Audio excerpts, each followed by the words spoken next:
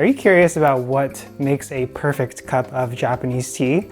Well, in this video, I'm going to be talking about 15 ways that you can make your next Japanese tea drinking experience amazing. And no, it does not include the types of Japanese tea, of which there are many. But we may or may not touch on just a few of them in this video. Konnichiwa, Pat Tokuyama here, creator of the Japanese Cooking Club and All Day I Eat Like a Shark, where I help people learn how to make plant-based Japanese food. If you are new here, consider subscribing and saying hello in the comments below to let us know where you're watching from, and go ahead and get started. So in this video, we're going to be talking about 15 different things to guide you on your path to the perfect cup of Japanese tea. And though we are going to be talking specifically about Japanese tea, you can actually apply some of these tips and techniques to other types of tea as well. And not into Japanese tea just yet. I'd be curious, if you have tried a lot of Japanese teas, what is your favorite? And if you haven't yet, which one you'll be trying first. So without further ado, we're going to be talking about 9 different Japanese teas that you may find at your favorite Japanese restaurant on your next trip to Japan or in your own kitchen as you enjoy it at home. So tea, if you aren't into tea or you don't know too much about teas, I think it's one of the simpler ways that you can actually be healthier without doing too much in terms of work or effort.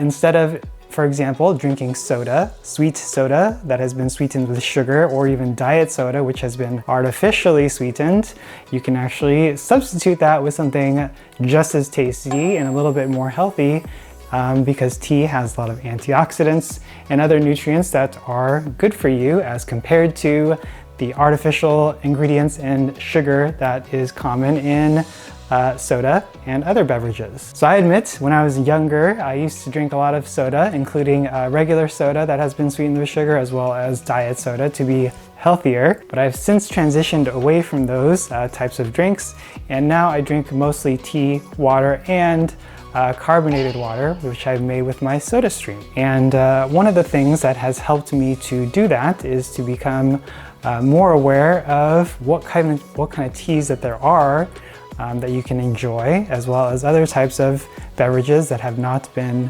artificially made or sweetened with a ton of sugar. So let me know what you think. If you drink tea every day, what kind of tea you drink, let me know in the comments below right now. So the first type of tea, which you may or may not be familiar with, is the most common type of tea, and it's called sencha, just simple Japanese green tea. And it's probably one of the things that you'll find most commonly served in a Japanese restaurant if you go there, or on your next trip to Japan. There's several different varieties of sencha, but we're just going to be referring to sencha as green tea, and that's one of the first things that you're probably going to encounter when you eat or enjoy Japanese food. So the next step up from sencha in terms of quality is going to be something called kabusecha, which has been grown in partial shade. So this is going to have a little bit more of a delicate flavor, a little bit more refined flavor, a little bit more sweetness, and a little bit more umami as compared to sencha. So sencha may or may not be bitter to some people, depending on the grade of sencha. There's going to be, very cheap, low quality sencha or green tea. There's going to be middle grade, and then there's going to be higher grade, all of which have different qualities and characteristics, of which you can explore to your heart's content and enjoy and find out for yourself the way that they taste and the way that they smell. So kabusecha has been grown in shade a little bit, partially, which gives it a different flavor characteristic or different flavor profile as compared to just straight sencha. Going up one more step, so the third type of tea is going to be gyokuro. Gyokuro is a very premium type of Japanese green tea that has also been grown in shade, and this is considered more of a high-end type of tea. There's different ways that you can prepare it, so you might want to follow the instructions that came with your tea if you did purchase some, but this generally has a very mild flavor, very, very, very full of umami, maybe slightly sweet as well, if you can perceive those different characteristics, and can be a very interesting and unique experience if you've never tried it before. So those are the first 3 types of green tea. Also on the green tea spectrum is matcha. Matcha is powdered Japanese green tea, and this is generally made with some sort of a higher end quality green tea, and then they powderize it using stones. It's one of the traditional methods, and it's very useful, very versatile. You can actually use it in all kinds of different things, including baked goods, sweets like ice cream, cake, frosting, as well as a drink. Matcha is also one of my favorite things to drink, especially on a hot summer day over some ice, or even in the winter time when it's cold outside and I want something warm and cozy. So the fifth type of tea that we're going to be talking about is hojicha. Hojicha is roasted green tea, and it's got a very earthy and robust flavor, very bold. You can actually enjoy this both hot and cold, just like all the other teas that we're going to be talking about. And it's very, very unique. It's actually one of my preferred teas to drink in the evening because it has very little to no caffeine, so I can actually drink a bunch of hojicha before I go to sleep. Oftentimes, if you are in a dessert place, like in Japan, somewhere where they serve desserts, usually they will serve your desserts with a small cup of hojicha. So that's something that you can also look forward to on your next trip if you ever go into a kissa or a kissaten or a cafe to enjoy some Japanese sweets with some tea. So stepping away from the traditional teas, which are made with the leaves or the stems from Camellia sinensis, which is traditionally the tea plant, we're going to get into some non-Camellia sinensis types of tea.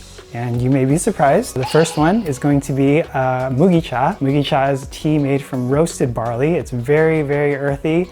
It's got a delicious flavor. Tastes like mugicha. There isn't really anything to compare it to. It's roasted barley. And you can, again, enjoy this type of tea hot and cold, and it has no caffeine because it's made from barley, and it's very, very tasty. One of my favorites. And if you love mugicha, let me know in the comments below what temperature you like your mugicha at, hot or cold, and if you've had it before, and if you haven't, if you're going to be trying it. I will link the product in the description below. So the seventh type of tea, Japanese tea, that I wanted to talk about was kombucha. Kombucha is actually made from seaweed or kelp, and it's different from the kombucha that you might have found in your local supermarket or grocery store, at least here in the US. I don't think I've seen Japanese kombucha. I've seen American kombucha, which is a very sugary drink, very different from the traditional kombucha that you might find in Japan. So this is something that you also might want to give a try if you've never had it before. It has a very unique, more of an ocean-like flavor because it is made from kelp. I recommend trying this as well. You can have it hot or cold, and it can come in a whole form, so pieces of kombu, or you can also get powderized versions for convenience and quick brewing. All right, so we have one more non-Camellia sinensis or non-tea type of Japanese tea, and that is going to be soba, soba-cha. Soba-cha is actually made from the buckwheat groats, same stuff that they use to make soba noodles. Soba is buckwheat noodles, and you can actually make tea from the buckwheat. So if you have access to whole buckwheat groats, you can actually make it yourself on the stove. It's very simple. You just got to roast the groats for a little bit, and once they get nice and roasted, all you got to do is brew it in some hot water. So it's got a very nutty flavor, very unique as well. Also caffeine free, and a delicious way to enjoy your Japanese style tea if you've never tried it before. And it's also another delicious caffeine-free way to enjoy Japanese tea. And as a bonus here, we have some kamairicha. This is actually pan-roasted tea, which you can find in my shop, alldayeat.com/shop if you're interested. But basically, this is a pan-roasted green tea. It's got a little bit more of a delicate flavor, slightly sweet, a little bit of umami as compared to regular Japanese sencha. And if you haven't had this before, it's also worth trying. It has a little bit lower caffeine content and a little bit lighter flavor. Also recommended if you are interested and curious about trying Japanese teas. So now what we're going to be doing is getting into the 15 different ways with which you can take your Japanese tea drinking experience to the next level, up, better and better. So the first is going to be to try to get a feel for the dry leaves. So if you have never smelled your dry tea leaves, they have an aroma which you may or may not have known. And if you open a new bag of tea, it's nice to get a good whiff of it. That'll give you somewhat of an idea of how it's going to taste.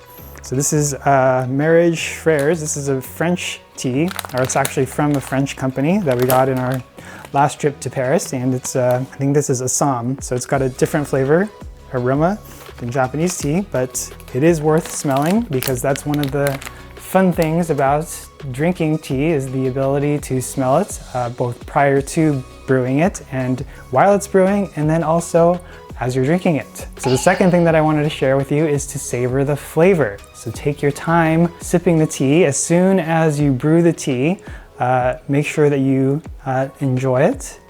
Try to concentrate on the tea that's in front of you without any distractions, without any conversation. Maybe tell your partner to to be quiet just for a little bit while you take your first sip or two. And maybe you can sort of sip it or sort of slurp it to get some air in there, which helps to really, I guess, bring out the flavor if you haven't noticed that before. With the air, the additional air, that helps you to taste everything a little bit better. And take a break.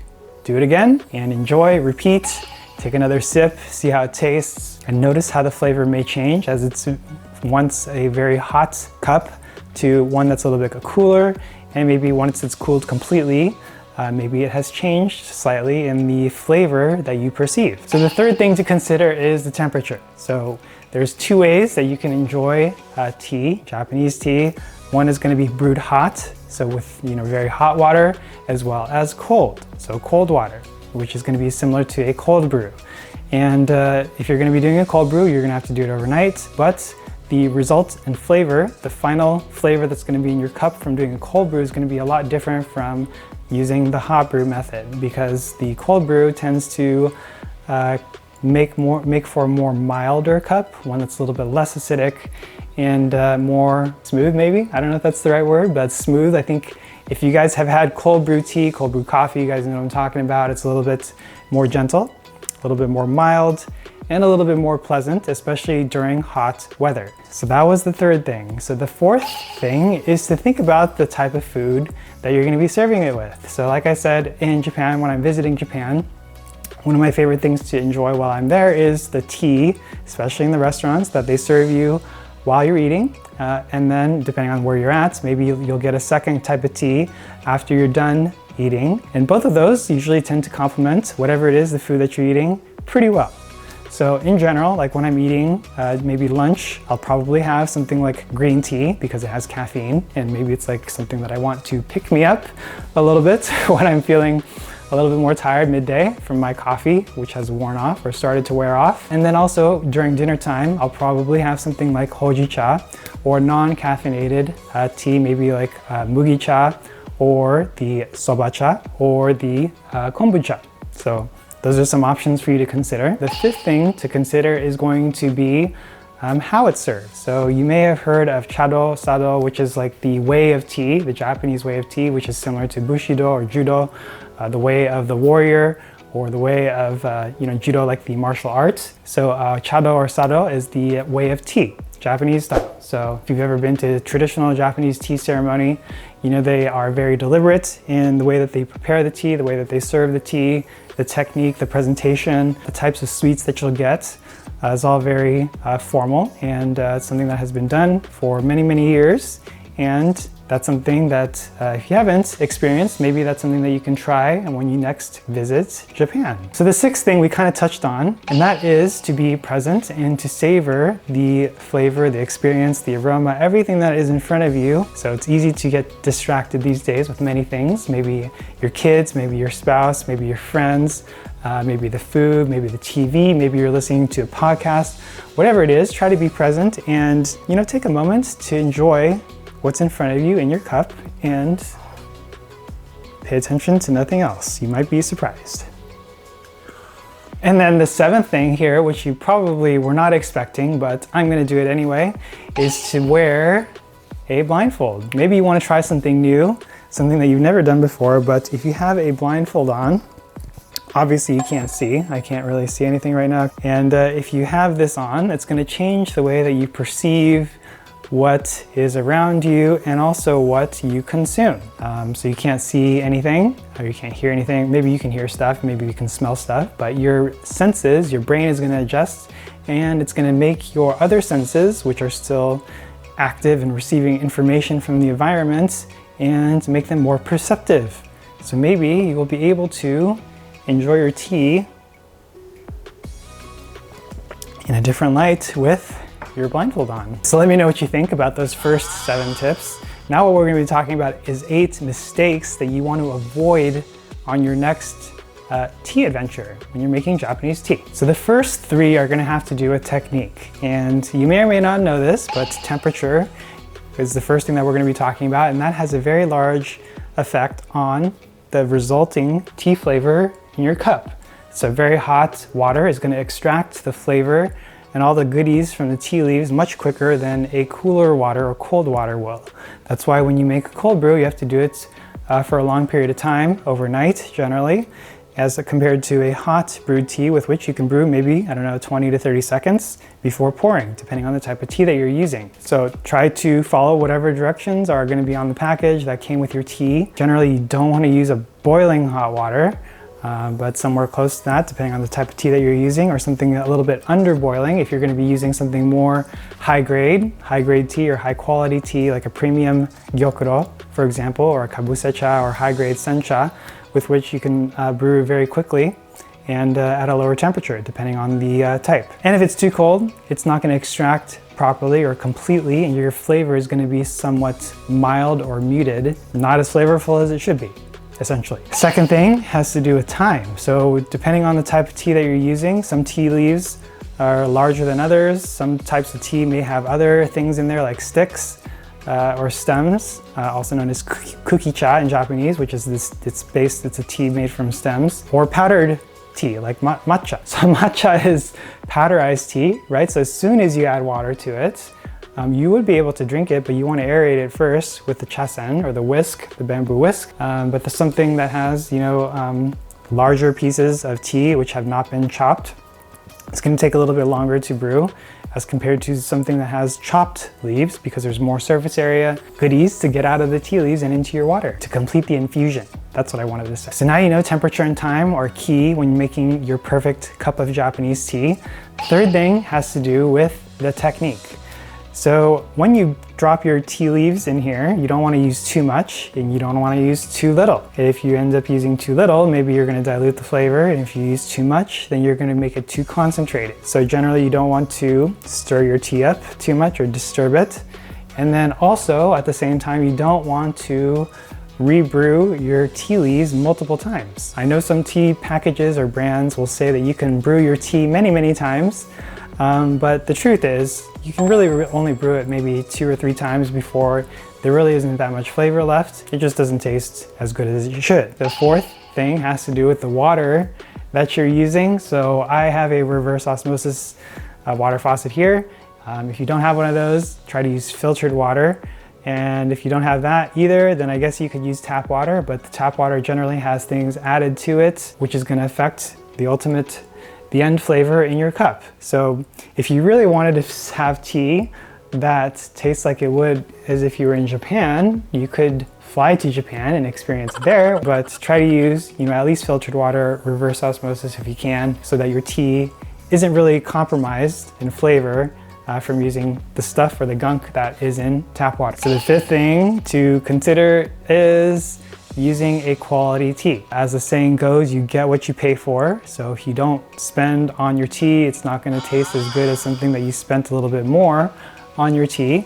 And if you haven't tried it out yourself, try spending a little bit more on some middle range or some high-end teas to see if you like them first of all, and if you can even notice a difference. So if you can't notice a difference, or if you don't like it, then just stick with whatever it is that you were using before and be on your way. But if you do notice a difference, maybe it's something that you can enjoy and treat yourself and your friends every now and then with something that tastes a little bit better in terms of the flavor. Sixth mistake to avoid is to try to avoid using bagged tea, pre-measured tea. In general, I think most pre-bagged or tea bags, for example, or pre-portioned types of teas, yes, they're convenient, but in general, I think the quality is going to be a little bit less than something that's going to be loose leaf. And yes, of course, there's going to be exceptions, but overall, in general, I think that holds true. If you disagree with me, let me know in the comments. Also, if you are going to be using tea bags, which is totally fine, try to avoid the ones that are made from plastic. So plastic mesh, you might have seen those.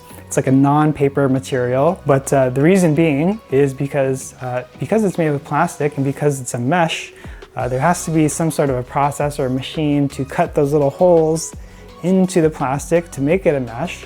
And chances are you might be ingesting some of that plastic or those little particles from the mesh when you're making your tea. And that might not necessarily be as healthy as you had intended when you were drinking your tea. So the seventh mistake to avoid, I don't think there's too many of these, but just in case, you want to avoid teas that have things added to it. So like flavor additives, like any kind of sugar, sweeteners, artificial things. Tea should just be straight tea leaves, your grains like the sobacha or mugicha or konbu, and nothing else. And yeah, it's totally cool if you enjoy those types of things, but we're talking about traditional Japanese tea here, and those are things that I avoid when I'm choosing to buy traditional Japanese tea. So the eighth and probably most important thing not to do is to not follow your heart. So you should do what makes you happy. Just because I like my teas this way doesn't mean that you or somebody else will. So you gotta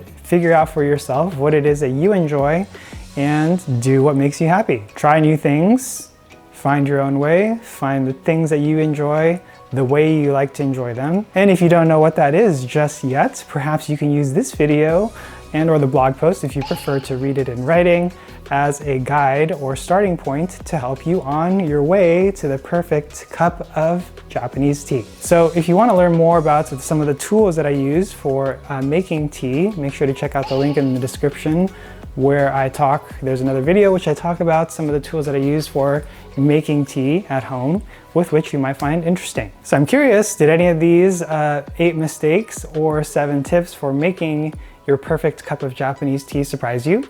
If they did, let me know in the comments below whether or not they did. And if I missed anything, feel free to share as well so that we can all learn from each other. And next up, we're going to be talking about sake, osake. But not necessarily osake as in drinking sake, the alcoholic beverage, something else called amazake, which is made from my favorite little ingredient, komekoji, which you may or may not know of. That is also used to make shiokoji, amakoji, and various other Japanese ingredients. And we're going to be talking about that in our next video. And if you love mugicha, let me know in the comments below what temperature you like your mugicha at, hot or cold, and if you've had it before, and if you haven't, if you're going to be trying it. I will link the product in the description below.